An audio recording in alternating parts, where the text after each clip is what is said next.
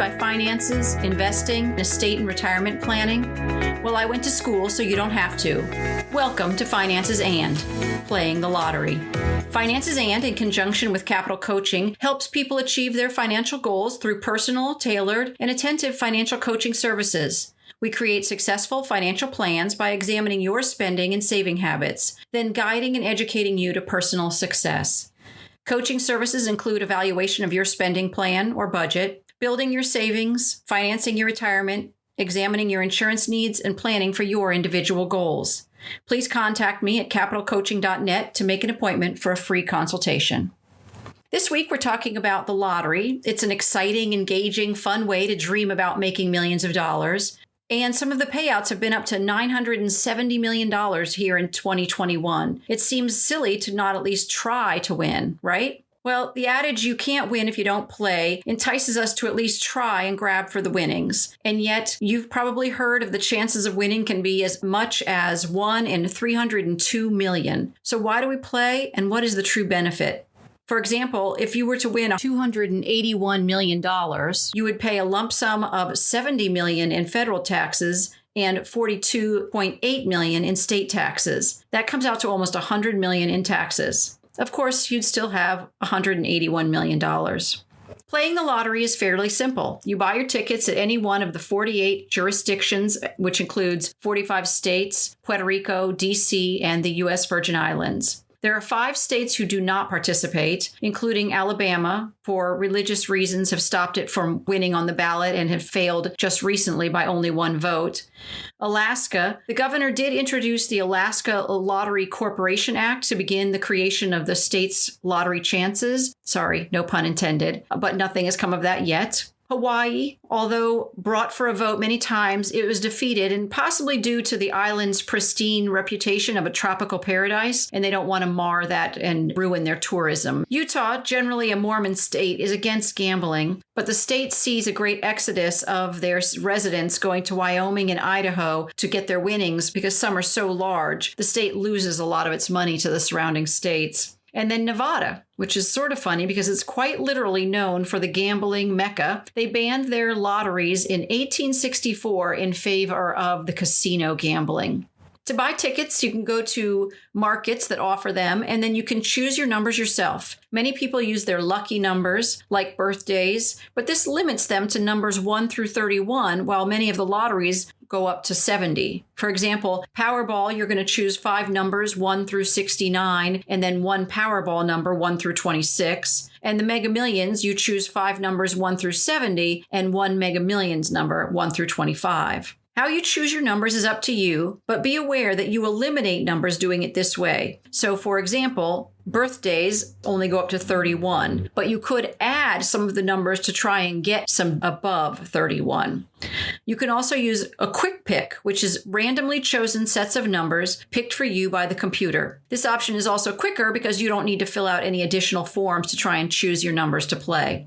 People tend to lower their odds by choosing the numbers they like or avoiding numbers that they dislike. And this actually hurts you in the lottery because the lottery itself doesn't avoid numbers that they don't believe in. So, for example, if you always skip number 27, that arbitrary choice, the computer is still going to choose number 27, and you could actually miss out due to your number choices. However, Quick Pick does choose numbers, and it can choose the same 6 numbers on your ticket. That's not particularly likely, but there are other tickets that will be chosen by Quick Pick that could be the same as yours, and that's why there can be more than one winner on a certain lottery game. The ticket numbers you're getting are not guaranteed unique to just you.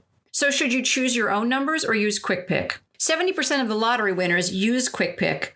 The real problem with the lottery is playing with money that you should be using towards other spending priorities. People 65 to 74 spend the most money on lotteries. According to the Bureau of Labor and Statistics, in 2018, they spent an average of $130, which was almost 2 times as much as any other age group.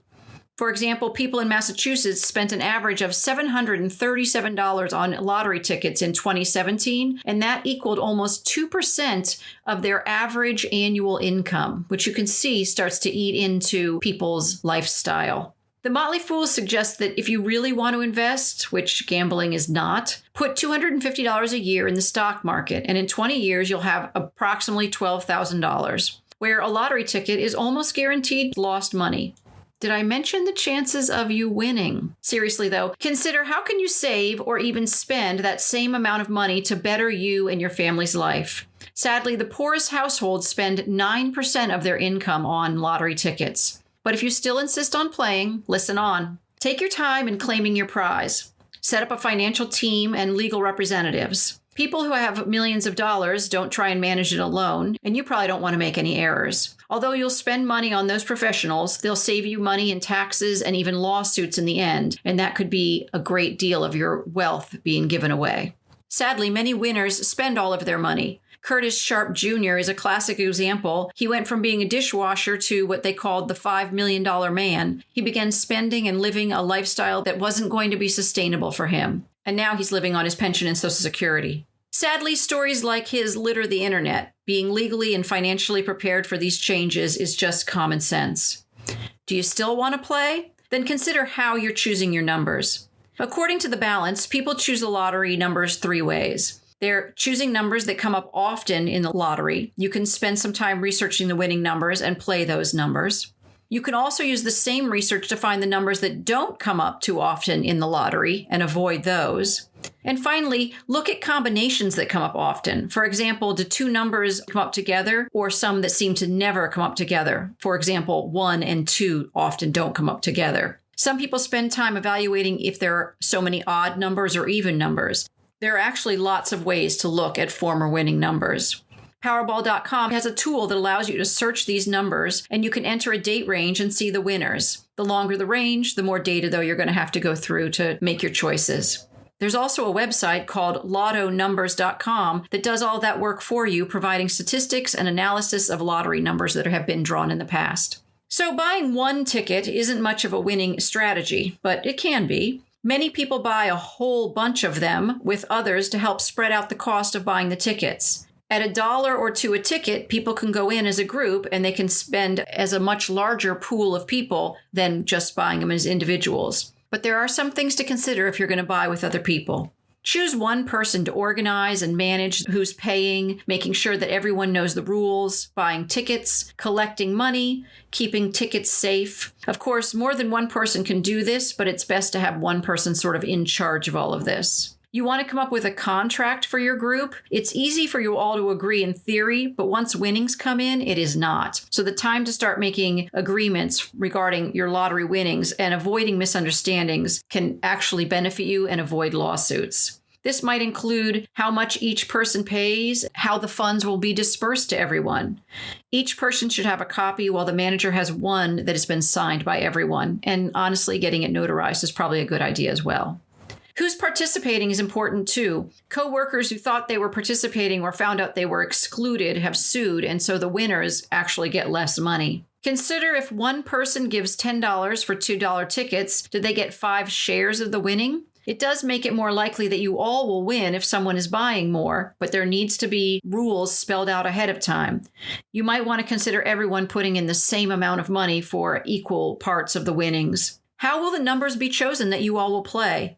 This needs to be agreed upon ahead of time as well. Imagine you're playing specific numbers and then the wrong one is chosen in error. In other words, when they go to fill out the bubbles, they choose the wrong number. You probably want to have a waiver for that sort of possibility unless you're using Quick Pick. Can lottery managers buy their own tickets? Again, if a person who's in charge of all these lottery tickets goes in and they buy one of their own, it seems like there could be some hard feelings and even lawsuits. So it's important to decide ahead of time who can buy what and when, and then specifically keep all of those group tickets somewhere separate. You should already know if you're taking a lump sum payout, which is a smaller amount, but you'll get it all now, or an annuity, which means you're going to have more money, but it's spread out over years. You don't want to be arguing about this after a big win. Lump sum taxes are paid all at once, and the annuities are paid out over the annuity's lifetime. You'll also have to decide if your pool is going to remain anonymous. Some states allow for this option to avoid being contacted by people to manage your money, to borrow it, or to even use it. Again, if a group wins and some of the people talk, then you lose your anonymity. So make sure you agree on this ahead of time as well. 11 states do allow you to remain anonymous. They're Arizona, Delaware, Georgia, Kansas, Maryland, New Jersey, North Dakota, Ohio, South Carolina, Virginia, and Texas. Finally, you want to make sure that this work pool is legal in your state, your region, and even within your company, because they might have rules against it and you don't want to do anything to jeopardize all the millions you're going to win. So if the average person isn't getting the winnings, who is actually benefiting? Well, the IRS takes 24% before you get your check. Then the rest of the money will be owed at tax time. And that's why a financial professional is so important. Some states don't collect income tax. While California and Delaware do have lotteries, they don't tax the winnings. Winnings are distributed in 3 major ways: to the winner themselves, a commission to the company who sold the ticket, overhead costs of running the lottery, and percentage to the states that sold the tickets. About 50 to 60% of the money goes to the winners, while the sellers of the winning ticket earns about a 5% commission for participating. 10% is for the lottery's overhead, like salaries, legal fees, ticket printing, and advertising.